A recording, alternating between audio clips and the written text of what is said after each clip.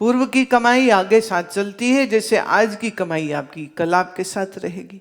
शरीर तो रहेंगे कब तलक भाई? जब तलक संस्कार हैं और जब तलक संचित कर्म हैं तब तक उनके भोग रहेंगे।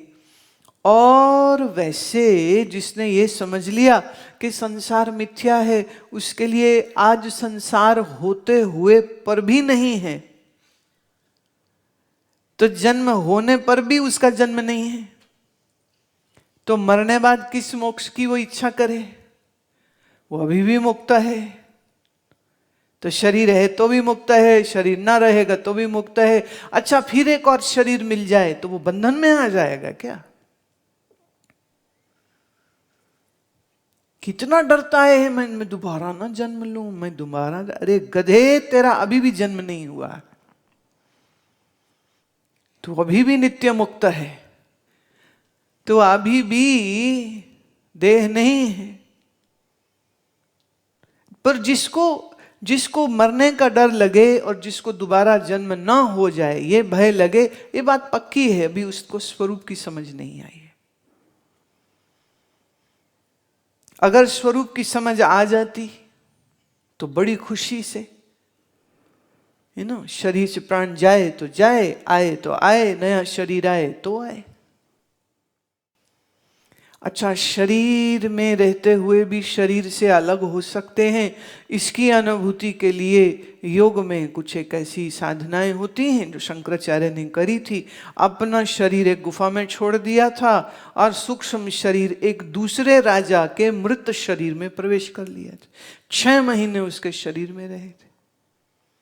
6 महीने बाद वो शरीर छोड़ दिया, वापस फिर से अपने उसी शरीर में उन्होंने प्रवेश किया। अब ये योग से संभव है, खाली अहम ब्रह्मास्मि तोता रटंत करने वालों को तो नहीं मालूम कैसे।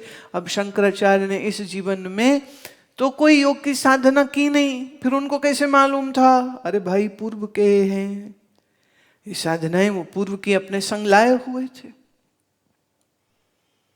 जब सरस्वती ने प्रश्न किए थे शास्त्रार्थ में श्रृंगार रस के विषय में, तब उन्होंने कहा भाई जिसका मैं इनके तो उत्तर तो मैं बाद में दे सकता हूँ, तो 6 महीने के लिए पोस्टपोन करो, मैं 6 महीने बाद लौटूंगा। भाई ये क्या? बोल नो प्रॉब्लम, आप जाइए। हम क्या करेंगे जाके? पर जो काम उन्होंने किया वो और कौन करेगा? कौन करेगा उस काम को? अब ये सब योग के द्वारा ही संभव है। तो यम है अहिंसा, सत्य अस्तेय, ब्रह्मचर्य, अपरिग्रह, यमः। देखिए, ये आपने मेरे से सुना तो बहुत बार है, लेकिन इस बार ऐसे सुनना कि इसको मन में टिकमा करना, ये तुम्हारे मन में, जीवन में, आचरण में आए हैं या नहीं आए। 5 नियम होते, 5 नियम होते, तुम्हें रटे पड़े हैं। पर अब इस तरह से सुनो, क्या अहिंसा है? क्या सत्य पालन करते हो? क्या अचौरी, चोरी न करना करते हो? क्या ब्रह्मचर्य का पालन करते हो? क्या सामान इकट्ठा कर करके, संभाल के, और सामान के पैसे को संभाले, चीजों को संभाले, वस्तुओं को संभाले, रिश्तों को संभाले, यादों को संभाले, आसक्तियों को संभाले, पूर्व की हुई स्मृतियों को और पूर्व के हुए संबंधों को मन में संभाल के रखा हुआ। बड़ा दुख देते हैं ये पूर्व के संबंध। बहुत अच्छे रहे हों तो भी रोएगा, बहुत बुरे रहे हों तो भी रोएगा। तो जब हम आप परिग्रह कहते हैं, तो आप परिग्रह का अर्थ सिर्फ ये नहीं कि सामान ज्यादा अपने पास न रखे, खाली एक लंगोटी में रहता हो तो आप परिग्रह है। सवाल यह है तुम्हारे मन में क्या क्या पड़ा है।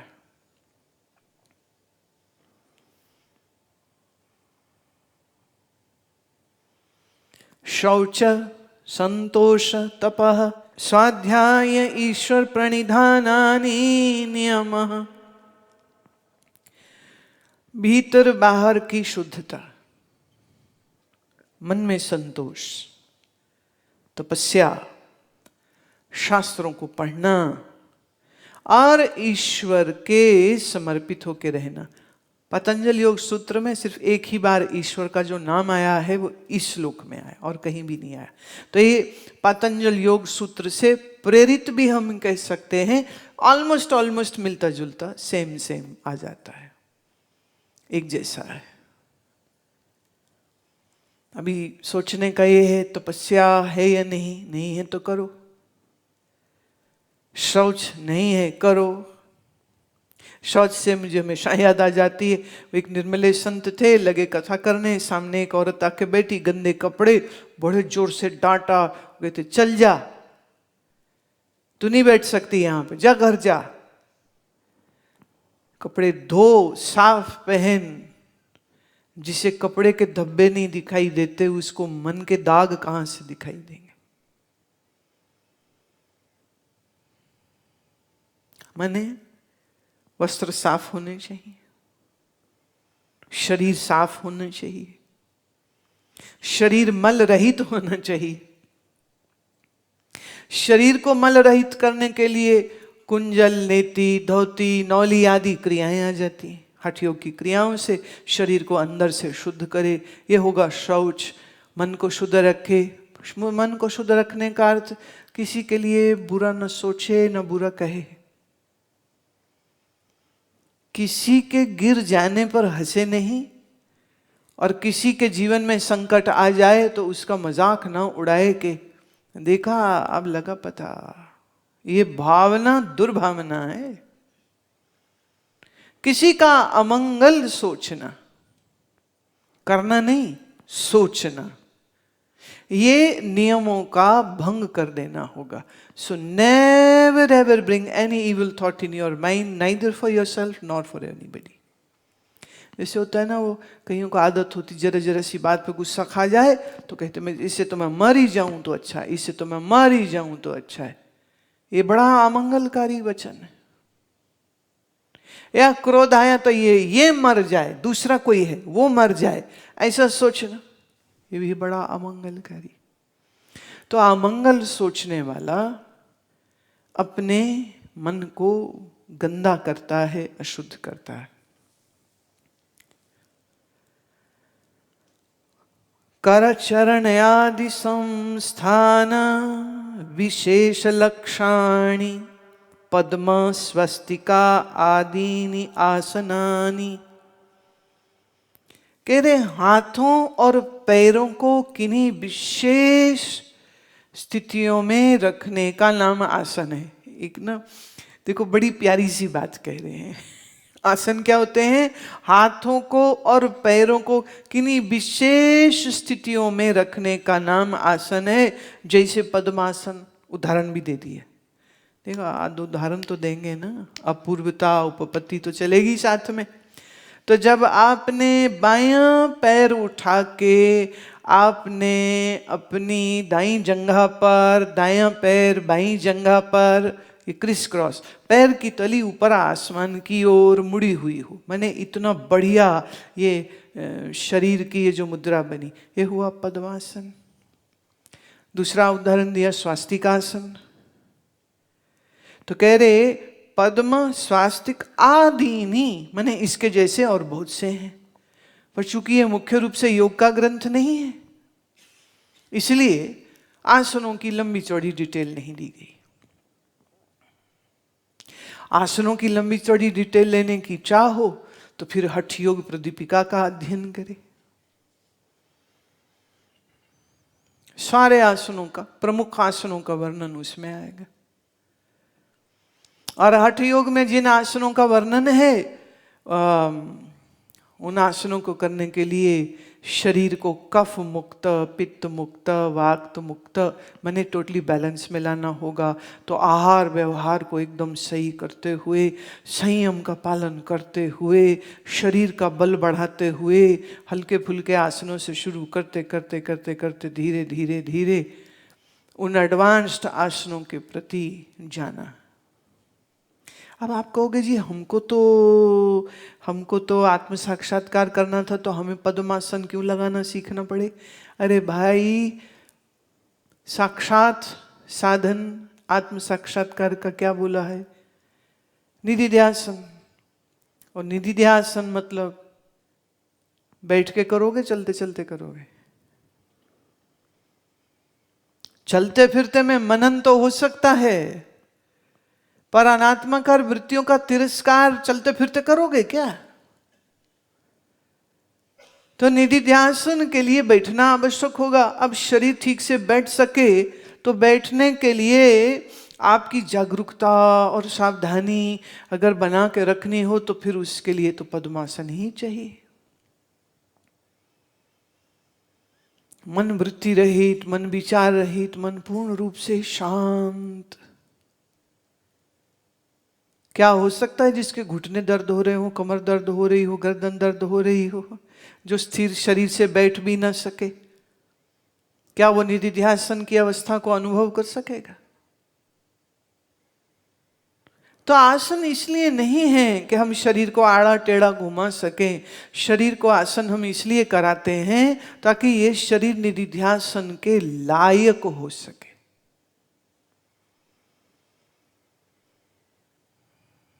बिना हिले, बिना कमर झुकाए तुम कम से कम 2 घंटा 25 मिनट बैठ सको। हिलो नहीं, एक बार भी ना हिलो। न घुटना हिले, न पैर हिले, न गर्दन हिले, न सर हिले, न कमर दुखे, न गर्दन दुखे। अब 2.5 घंटा पद्मासन में बैठने के लिए कितना सूर्य नमस्कार, वीरभद्र, सर्वांग, मत्स्येंद्र आदि आदि, ये सब जानु शीर्षा, सारे ग्लूट्स खुलते उसी से है।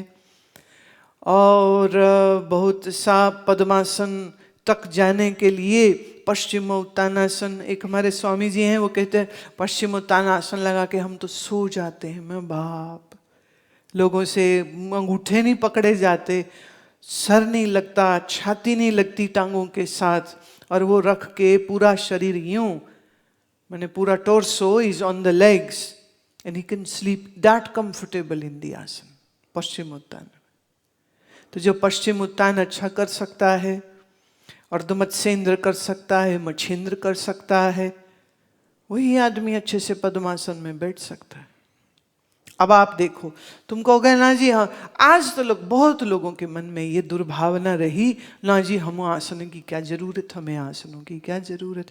देखो वेदांत सार का ग्रंथ कह रहा है निधिध्यासन तक पहुंचने के लिए यम नियम आसन प्राणायाम की आवश्यकता है।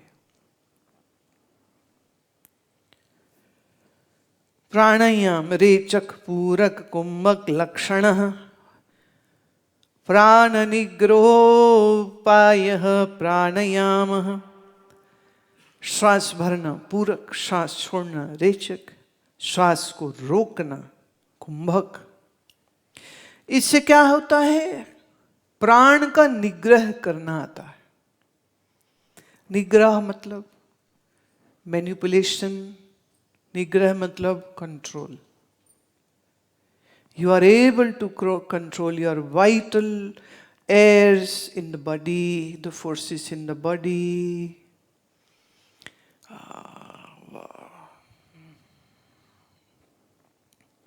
बड़ी खतरनाक बात एक आ रही थी चित्त में, पर उसको अभी हम कह नहीं सकते हैं, अभी आप लोग उसके लिए तैयार नहीं हो।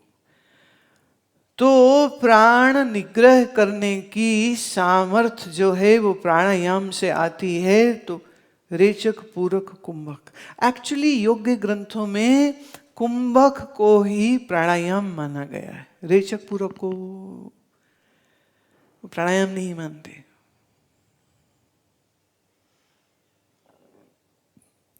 पूरक कर लेने के बाद अथवा रेचक कर लेने के बाद श्वास लेने या छोड़ने की आवश्यकता ही महसूस न हो।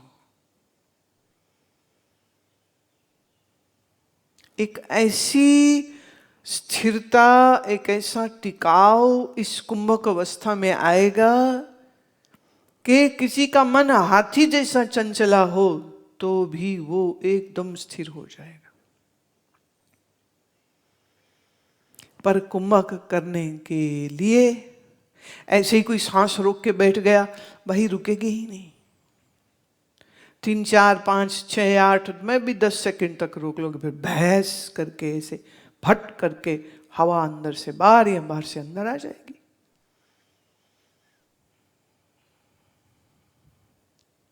हठ योग में प्राणायाम का जो अभ्यास कहा है उसके लिए तो नियम दिया है कि 4 समय का प्राणायाम है, माने 4 समय के कुंभक है। करते करते करते करते 84 कुंभक रोज के, करते करते करते 100 अंतर और बाह्य दोनों मिला करके। क्षमता वो बड़ी मुश्किल से, इतनी आसान नहीं है। हमारा डायफ्राम इतना वीक है, फेफड़े इतने वीक हैं, इन कमजोर शरीर के अंग प्रत्यंगों के साथ आप लंबे समय करना भी चाहेंगे तो होएगा नहीं। उसकी एक पूरी तैयारी है उसकी। धीरे धीरे धीरे धीरे उसकी क्षमता बढ़ती है, धीरे धीरे धीरे श्वास को रोकने की क्षमता आती है और बिना विचलित हुए। उसमें वो श्लोक आया है बड़ा सुंदर कि जैसे शेर को धीरे धीरे धीरे नियंत्रण में लाया जाता है, ऐसे प्राण शेर हैं।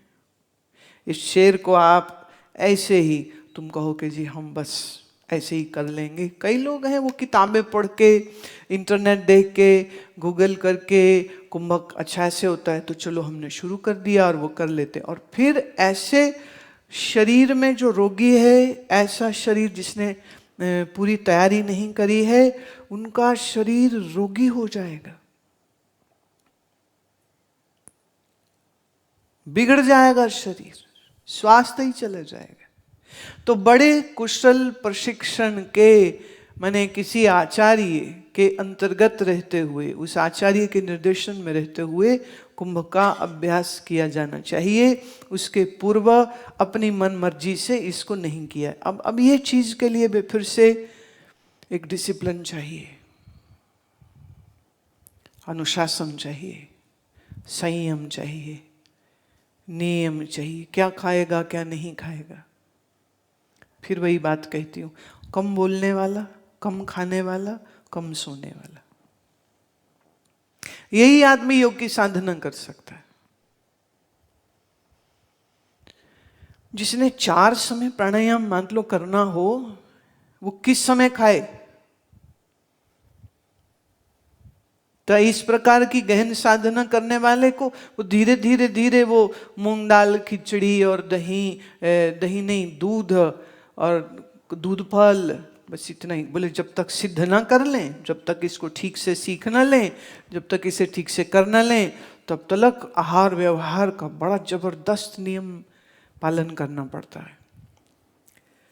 प्राणायाम चूंकि लोगों से होता नहीं है, इसलिए कई बार महात्मा लोग कहते चलो बेटा जप किया करो, 2 माला कर लो, 4 माला कर लो, बहुत है। एक ने 5 माला तो जी बहुत ज्यादा हो जाए, चलो बेटा 2 ही कर लेना। जी 2 भी नहीं होती, चल 1 ही कर लेना।